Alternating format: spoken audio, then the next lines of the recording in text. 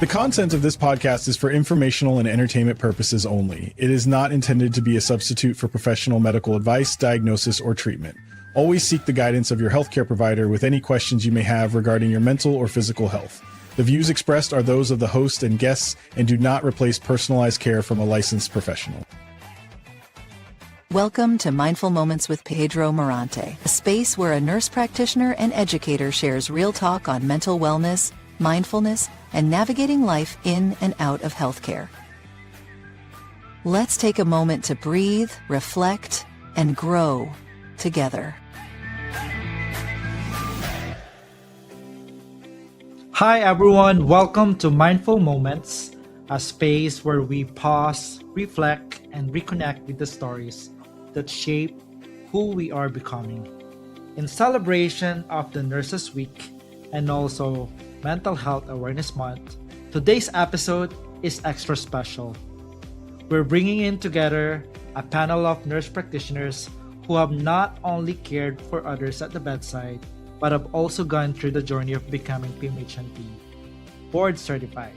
This conversation is not just about passing the boards, this is about identity, growth, and everything in between. Because the truth is, we don't just evolve, we also strive for perfection. Today's team is still becoming, from bedside to boards to being a PMHNP board certified. So let's get into it. Allow me to welcome two of my great Psych NP board certified students before. I mentored them throughout their clinical practice and rotations. And now they are both psychiatric mental health board certified by the ANCC. Let's get through these two amazing Psych NPs out here, Dr. Tihan Woods and Lady Luke. Hi everyone. Happy Nurses Week to all of us. Happy Nurses Week. Happy Nurses Week.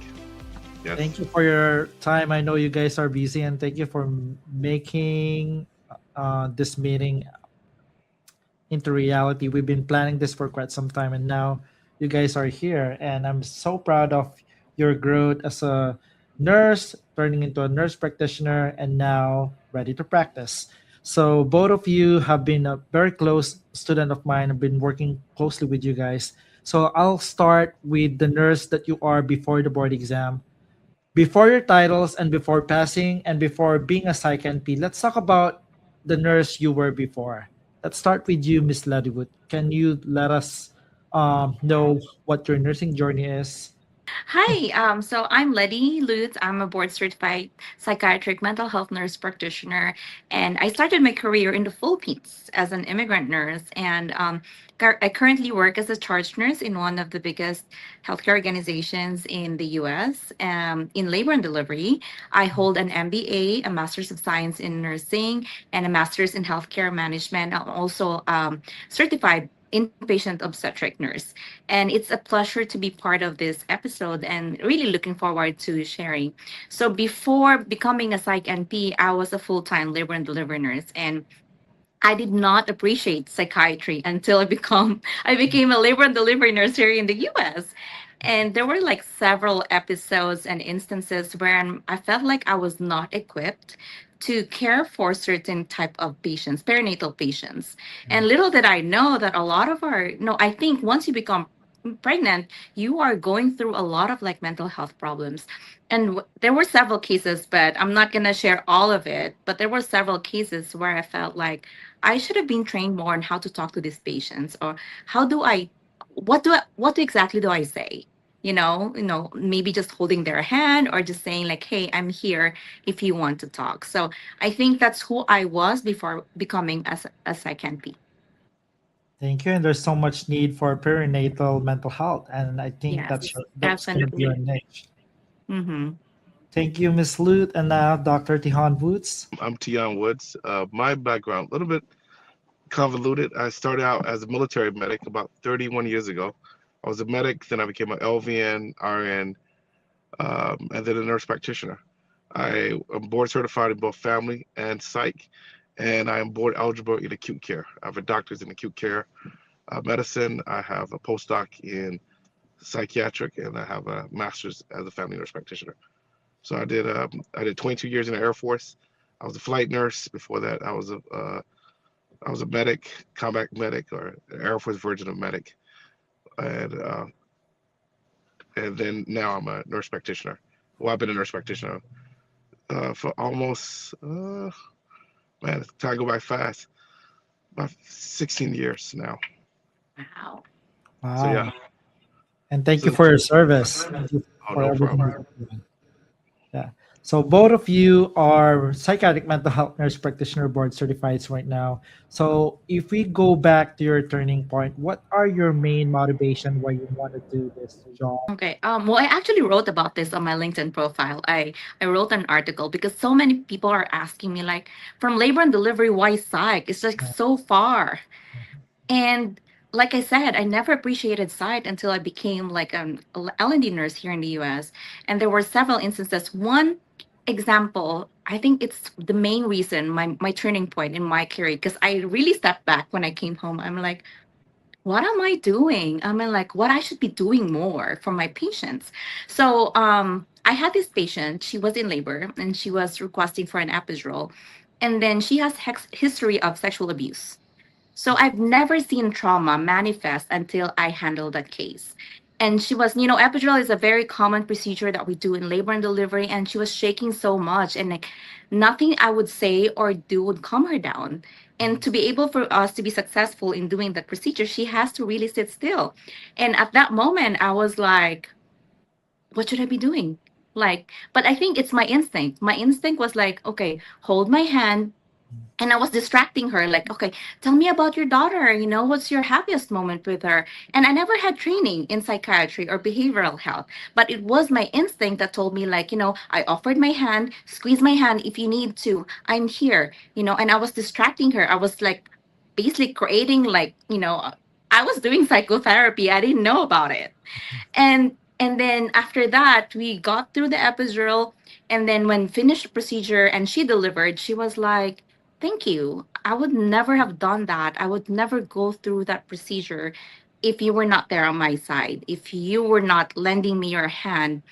And I was like, I think I need more training as a labor and delivery nurse to take care of patients who have trauma.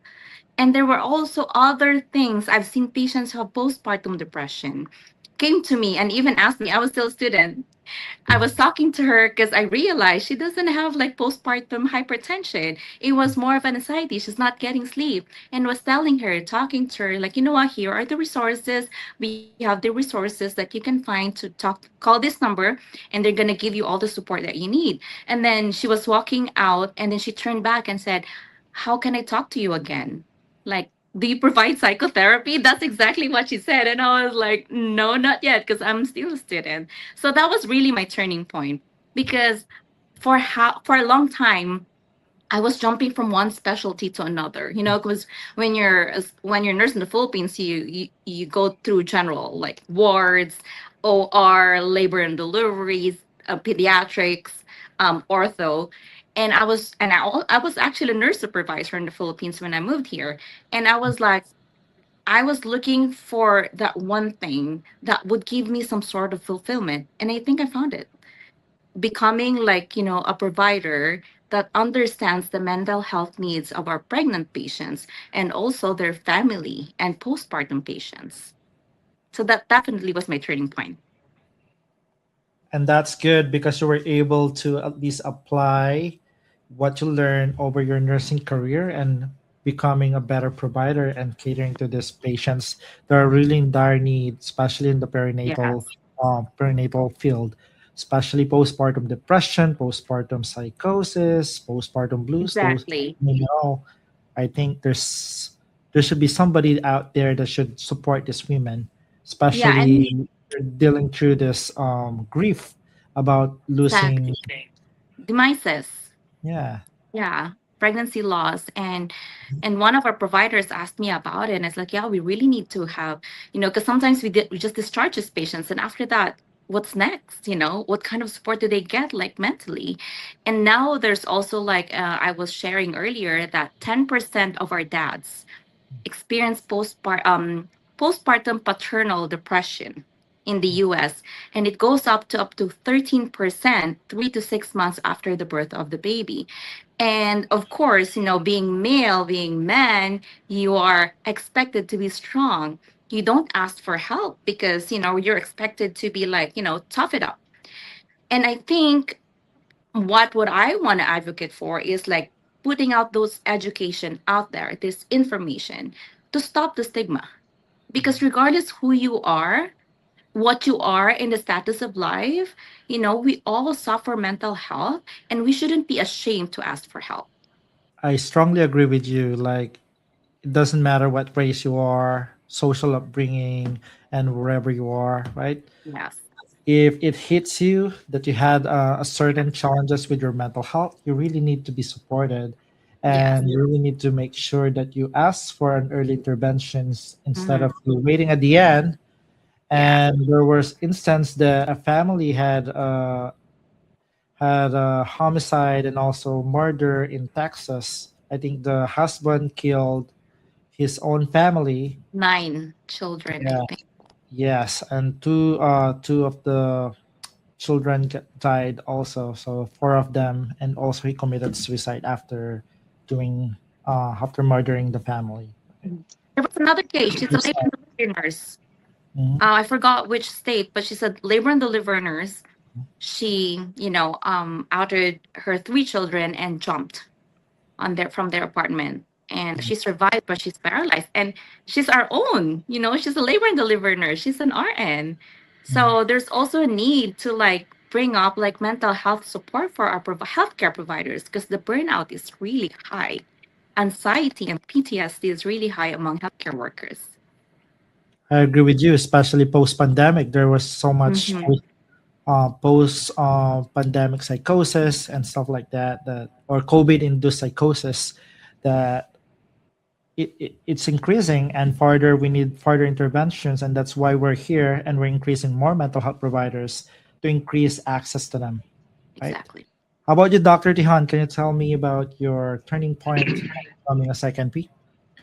Yes, my turning point. After a long and exhausted military career, multiple deployments, I remember one case when we were bringing a patient back from downrange, and this patient had lost, he had survivor guilt. He was the only one that survived. He had a mishap, if you will. His crew had run over RPG. Every one of the crew members died, and the whole time, the whole flight back, he questioned why did he survive. And at this point, he was suicidal, and it was a I wanted to know how to better manage this patient. I was already a family nurse practitioner at the time. This was around circa 2013.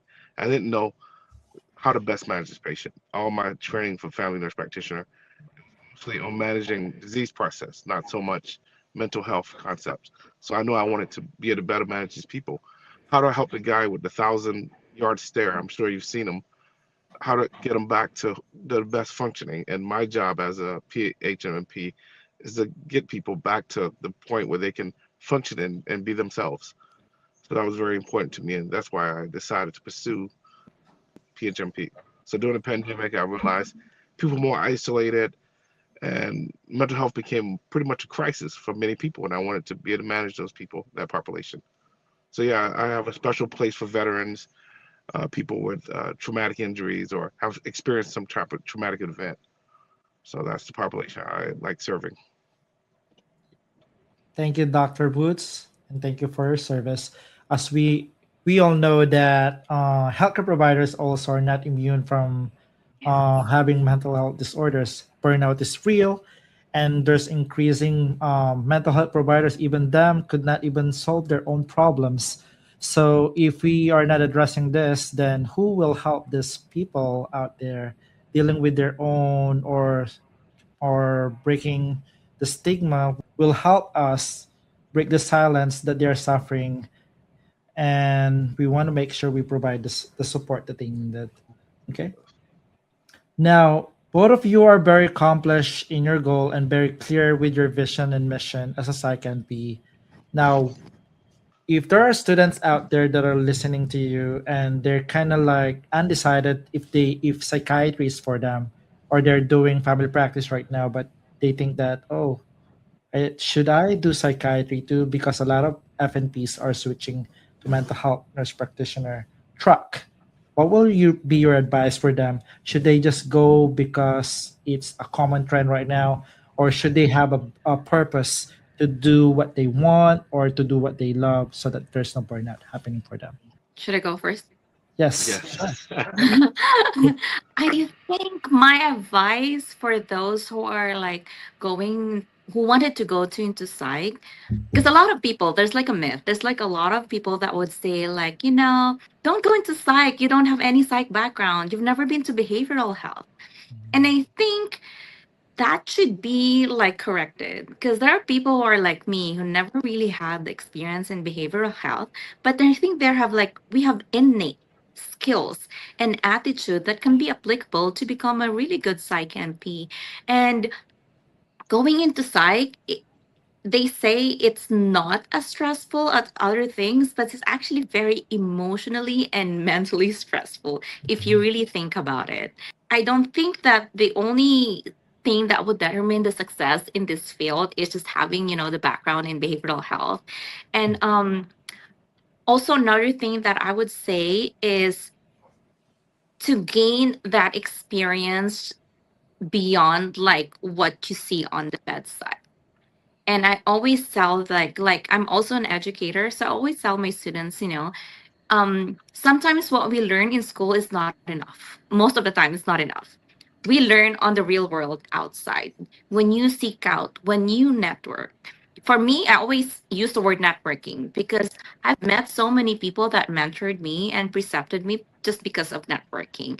So that's one of the things that, few things I would say for those people who are interested in going to like Psych and P. Okay.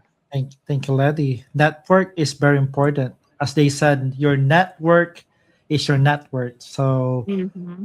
the more that you know about connections and people, the more open doors and opportunities for you. Exactly. Dr. Woods, how about you? So I have a very unique perspective. I was, like I said, I'm both Psych MP, FMP. I even became, I'm board eligible for acute care. So I did acute care for a bit. I was inpatient. I did vein harvesting at the hospitals, and I managed those patients in the ICU. So for FMPs that are thinking about coming to psych, you have to find your passion. I always tell people, no matter what your passion is, you have to seek it out with abundance, recklessness. Just seek out the passion. If you enjoy helping people, if you're extroverted, even introverted, if you enjoy seeing results, seeing people improve in their mental health, I think Psych MP is for you. FMP is a good generalized position. You can learn a lot. You manage, you can work inpatient, even outpatient, and you do have a large variety. Some FMPs work in ERs, but Psych just give you that. It ties everything together, right? You see people sometimes in acute crisis. You see them in, everything from anxiety, ADHD, schizophrenia, bipolar. Your scope is big with Psych. So I think the combination of both help you a lot. Having FMP and Psych, great combination.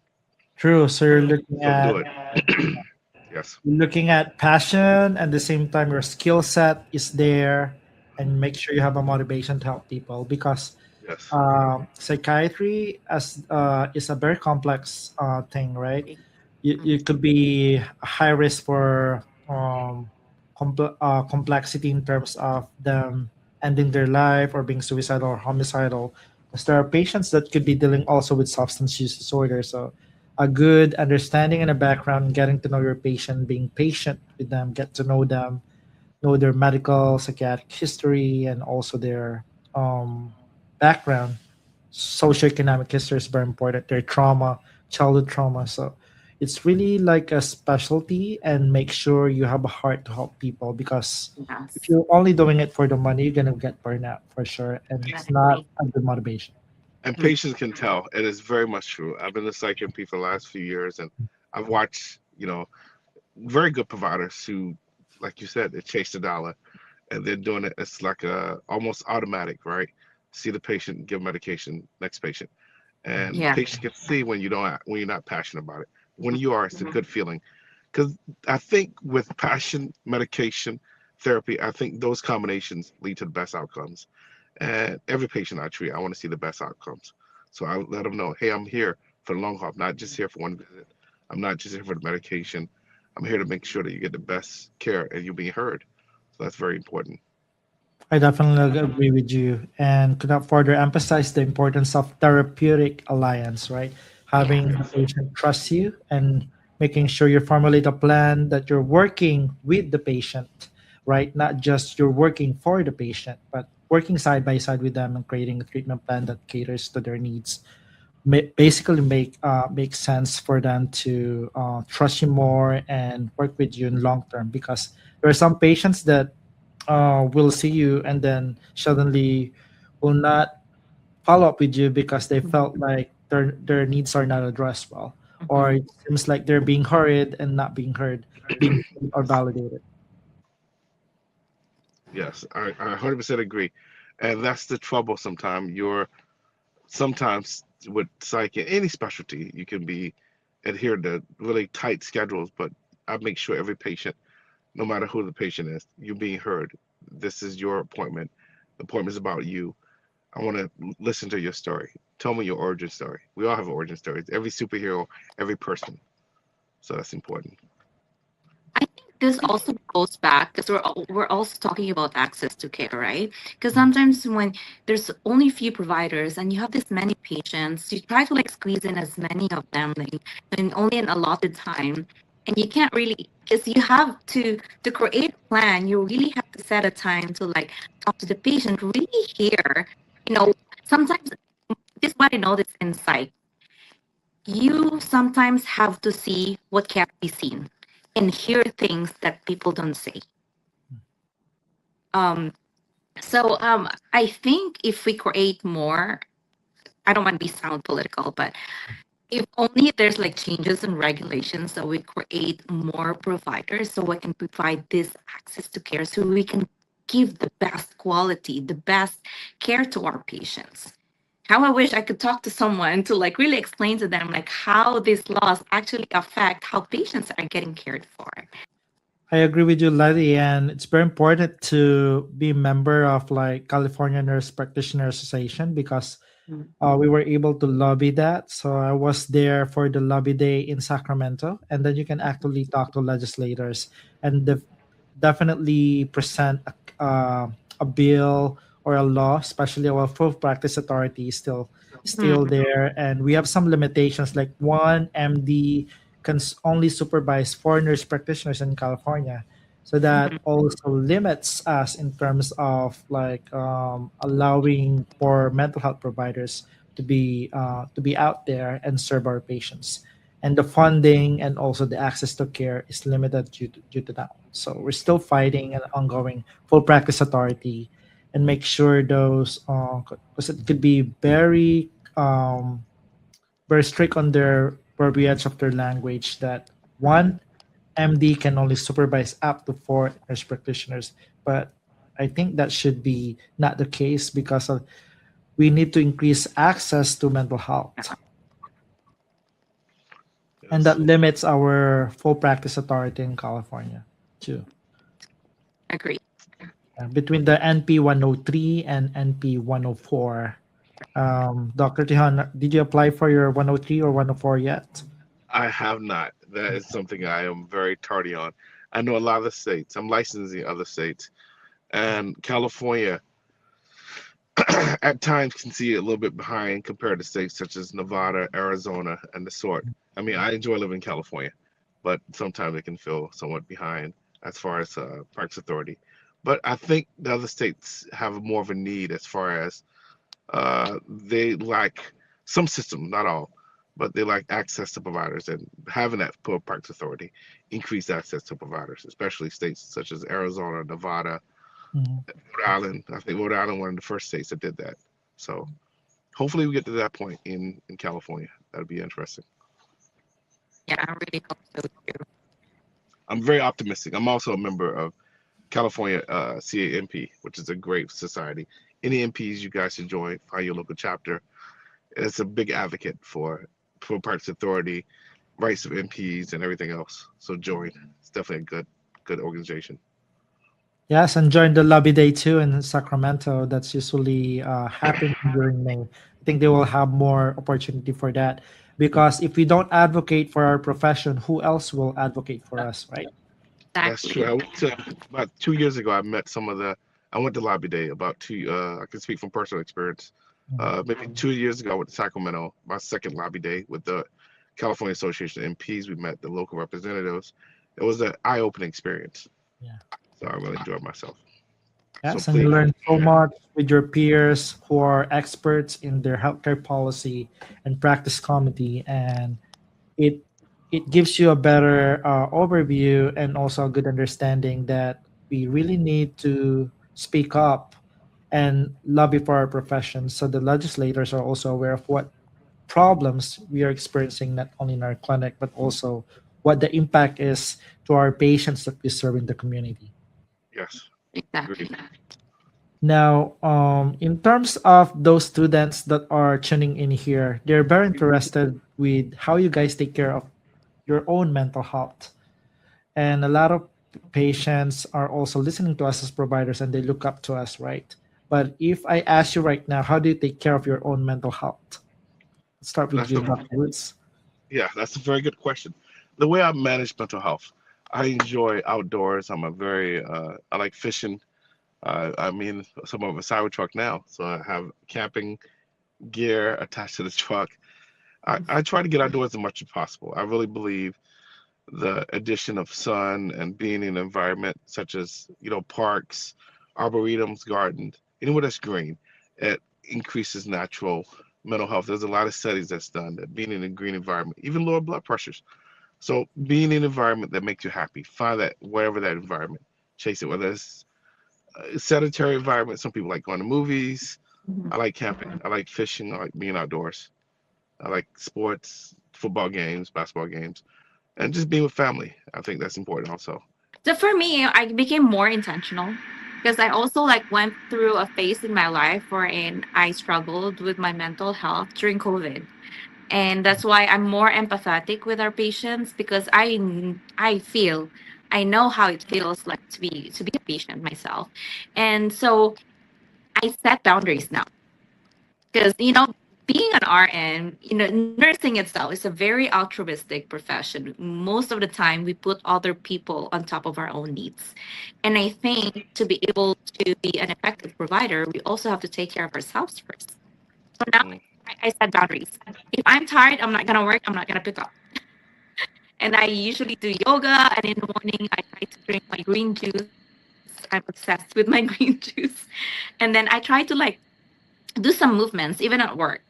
I work night shift as a charge nurse, Mhm. and like sleep is very important in our mental health. So I really need to find like a good balance, shifting like from doing day shift and then doing night shift like consistently and trying to like find a time to like really work out.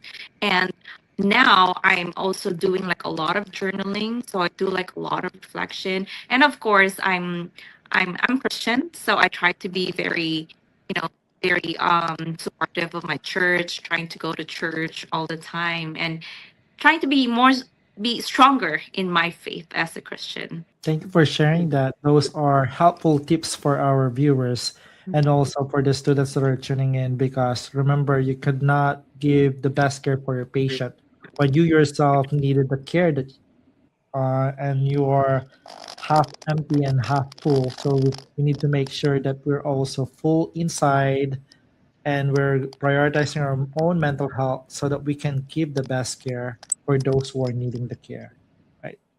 yes, 100% agree. Now, after everything that you guys have been doing, rigorous program, um, a lot of like education, how would you describe yourself as a nurse practitioner now compared to before, Tihan? So it's a very good question. I've, like I mentioned, I felt like I lived many lives. I've started off like a medic, then a nurse, then a nurse practitioner. And when I first started off, in every career field, you have to crawl before you can walk. I remember my first year as a PHNP, notes were not great. It was a learning process.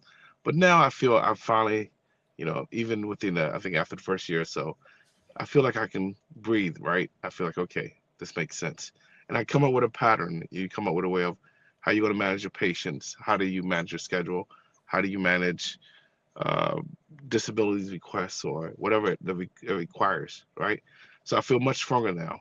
Even same process when I started off as an FNP, same process when I started as a RNFA or first assistant cardiac surgery.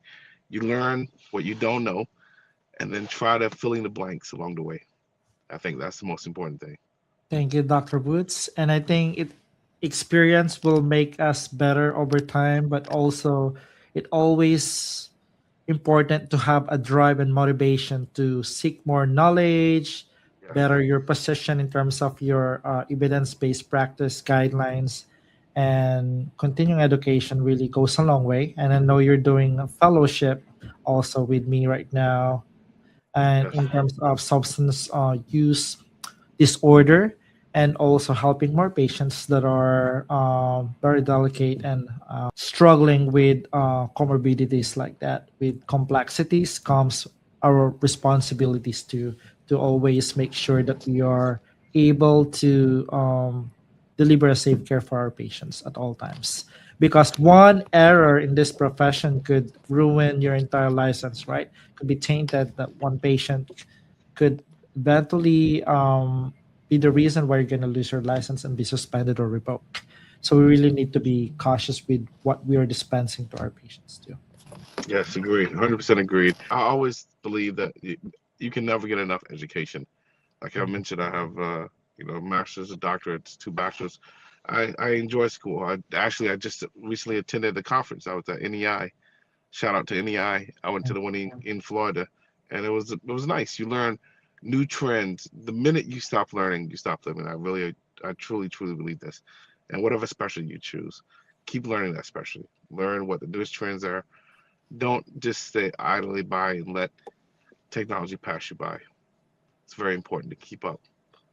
Yes, because there's so much I can't. ongoing treatment plans that may be obsolete, and we don't want to be traditional medications that are there can cause more side effects, and now we have newer medications that are made available for us, so the patients that we're catering are more delivered with the best outcomes that we can give for them, and less side effects, right? Less weight gain. Those are the most common reason why patients stop their medications, because they're experiencing those ugly side effects, and we really need to make sure we provide them with the best options that they have.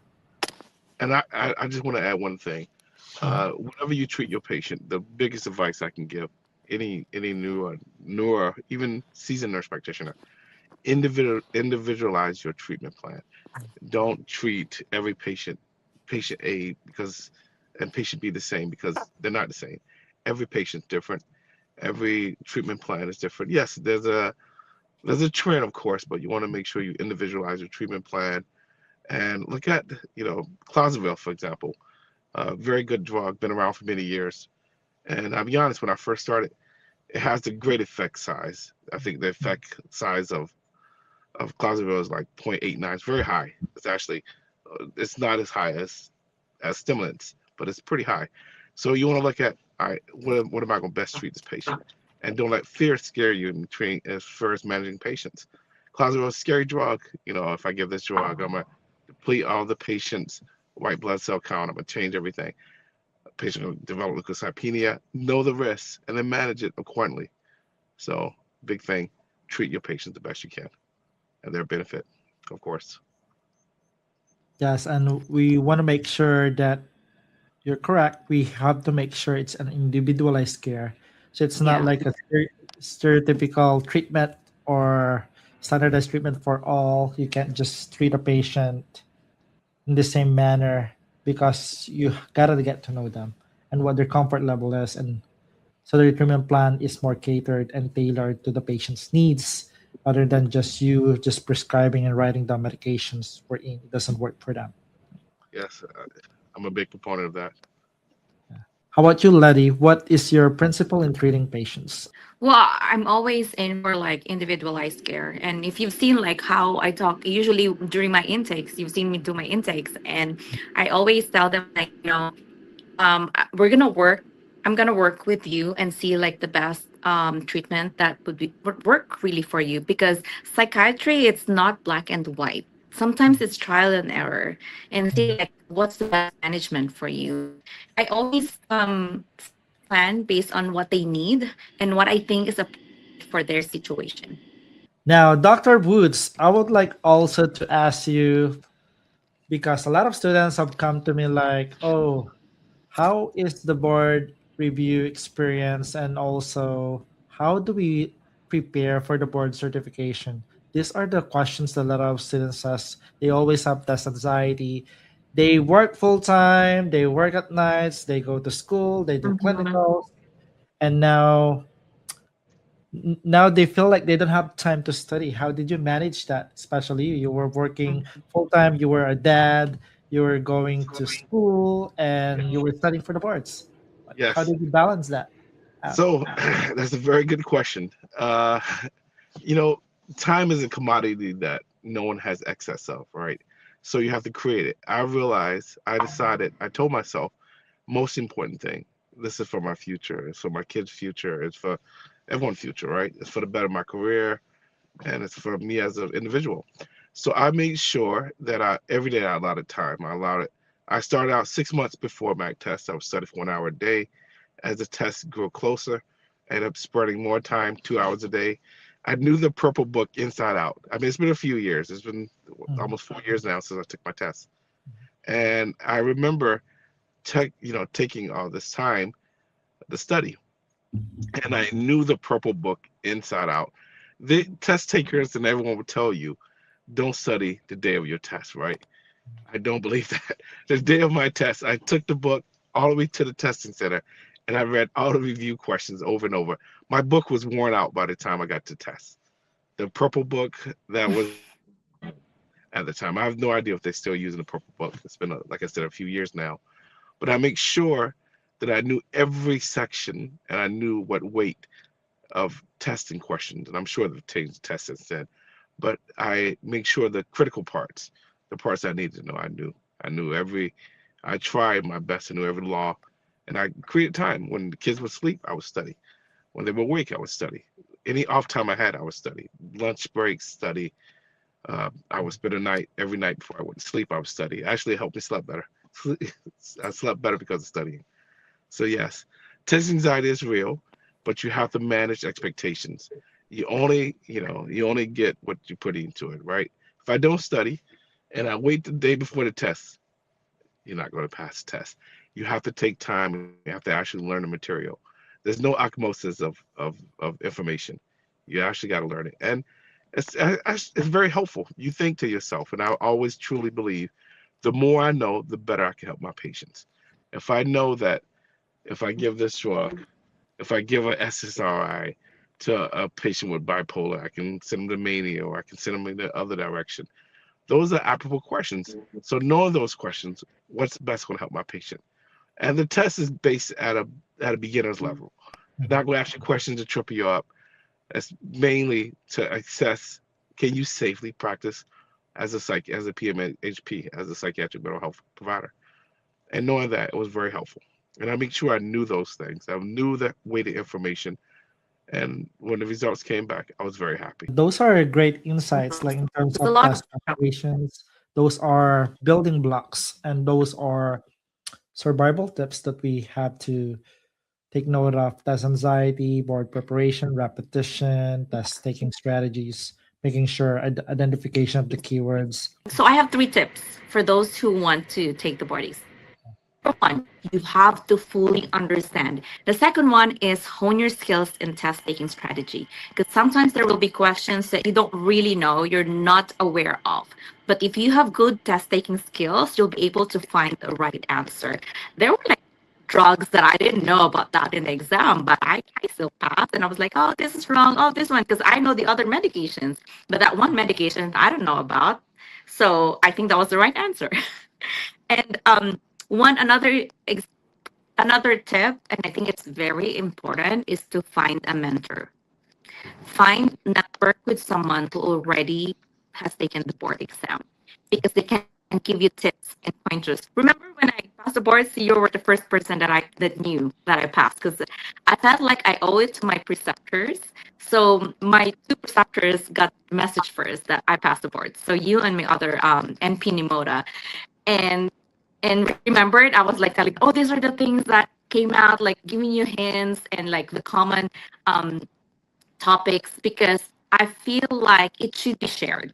In not the exam, but more like what were the topics, but they're common things, and that would help you prepare for the board exam. If you know someone who already took the board exam, they can give you pointers.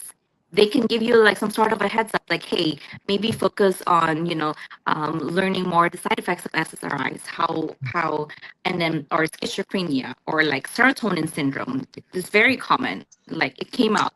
Um, and then and what I also did for those who are not really good test takers, um, weeks before the exam, I did 100 to 300 questions every day that I'm not working. So it's like answer questions, and understand the rationale behind it. It's not just like you're answering blindly, but you have to answer, and you also have to go back. Okay, what did I miss? Right? And you have to really understand why it was wrong. And that's how you remember the topics. I learned things through that. Where I said, everyone is so different, and that's how I am, because something that I'm proud of. I'm good. I'm good with tests. As they said, if you are a good test taker, you can go a long way, like how to analyze questions. And I think it comes with critical thinking too, because the exam focus heavily on safety. Are you really safe enough to take care of patients? Are you really competent enough to to recognize like high alert side effects and also safety issues or risk assessments are very important. Thank you. Oh my God, those tips are very powerful. And I know that a lot of students out there or viewers out here are learning so much from you guys. Really, really appreciate that. Now, Dr. Woods, what will you tell your younger self looking back from where you at right now and from probably 5 or 10 years, looking back from the nurse that you are and from the provider that you are right now? I would tell Yeah. my younger self to keep going, don't stop. Too often we give in to societal pressures and we think we're not enough. You are enough. You can do it. Don't stop. Doesn't matter. My mother never told me to stop dreaming. She always told me I could do it. I would tell my younger self, believe you can do it. Don't stop. Doesn't matter what it is. You can do it. You got to believe. The minute you stop believing, the minute you stop trying. And I still believe in magic. I still believe in Disney. I believe in all great things, and I believe you can do anything if you put your mind to it. No matter how big or how small, you can do it. So yes, keep going. And that's the power of affirmation, and that's the power of positive mindset equals positive outcomes too, right? How about you, Miss Ladulud? If you're gonna talk to your younger What was the self, what question? would you tell your younger self? Was this a Miss Universe question?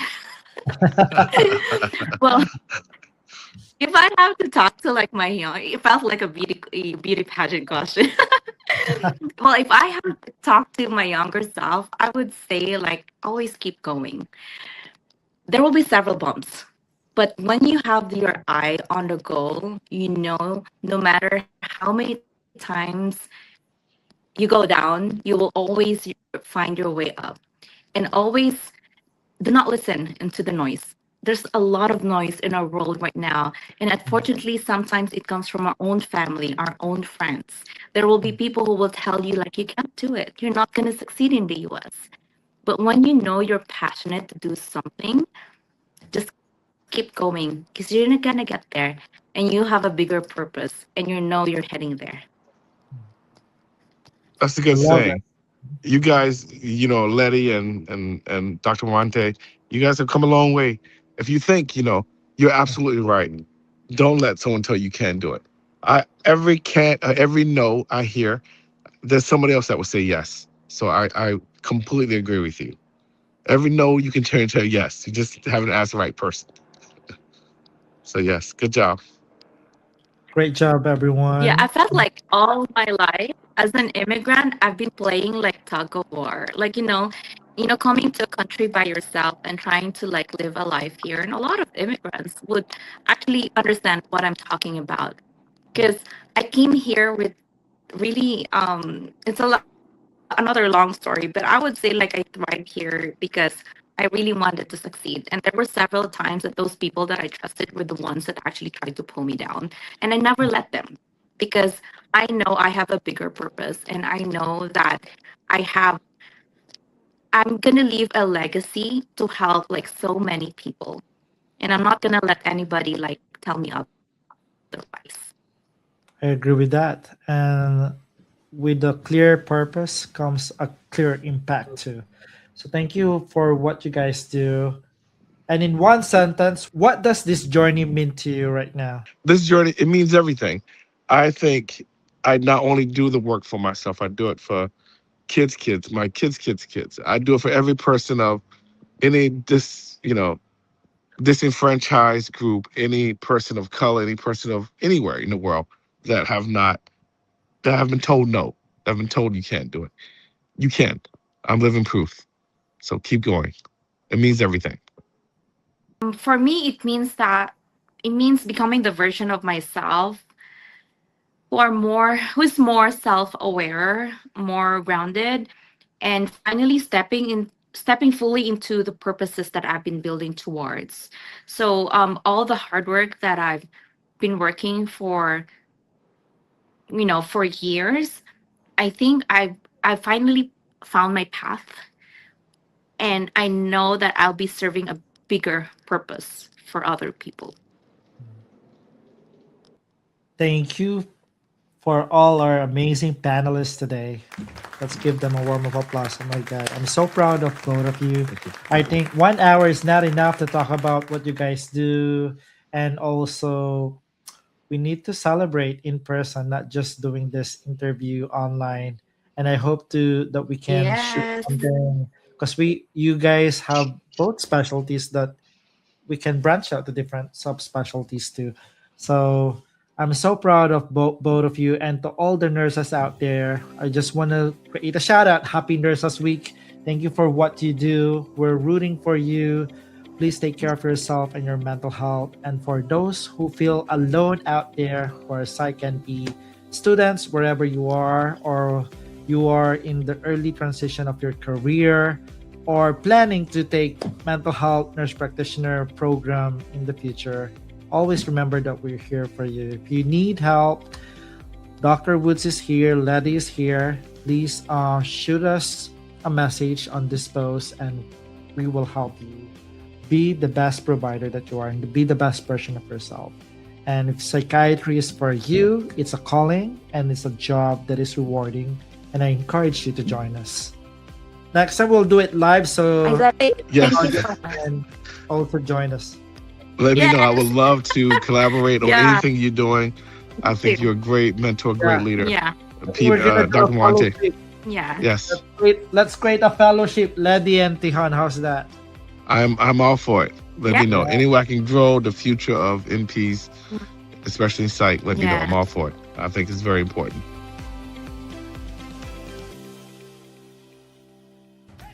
Thanks for listening to Mindful Moments with Pedro Morante. Be sure to follow the podcast so you'll never miss an episode. If you find value in our time together, leave a quick review. It helps more people discover the space we're creating. For updates and more reflections, follow us on social media. Until next time, take care.